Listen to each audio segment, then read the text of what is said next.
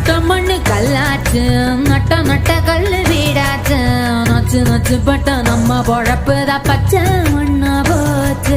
வித்த வித்த கல்லு என்னாச்சு, விண்ண விண்ண தொட்டு நின்னாச்சு. மண்ணு குழி போல நம்ம பரம்பரை பள்ளம் ஆகி போச்சு.